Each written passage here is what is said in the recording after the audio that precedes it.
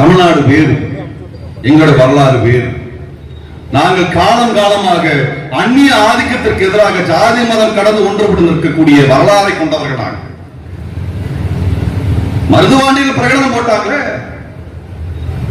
அன்றைக்கு யார் சொல்லிக் கொடுத்தா? மருதுவாண்டியருக்கு. ஜாதி மதம் கடந்து இதையெல்லாம் கடந்து ஒன்றுபட்டு நிற்கிறது. வெள்ளையனை எதிர்த்து போராடணும். நீ வெள்ளையனை எதிர்த்து போராடவில்லை என்றால் தமிழ் மண்ணுக்கும் தமிழ் பெண்ணுக்கும் பிறந்தவனே கிடையாது என்று சொன்னார்களே, அந்த முழக்கம், புரட்சி முழக்கம் எங்கிருந்து கற்றுக்கொண்டார்கள்? எங்கள் தமிழ் மொழியிலிருந்து கற்றுக்கொண்டார்கள். எங்கள் தமிழ் நிலம் அந்த உணர்வை கொடுத்தது. எங்கள் தமிழ் மொழியை அங்கீகரிக்க வக்கில்லாத பாரதிய ஜனதா கட்சி RSS காரனுக்கு தமிழ்நாட்டில் இடமில்லை என்பதை நாம் உறுதி செய்ய வேண்டும். தமிழ்நாட்டில் பாரதிய ஜனதா கட்சி கொடி, ஒரு கொடி கூட பறக்க முடியாத நிலையை உருவாக்குவதுதான் தமிழகத்தின் விடுதலை.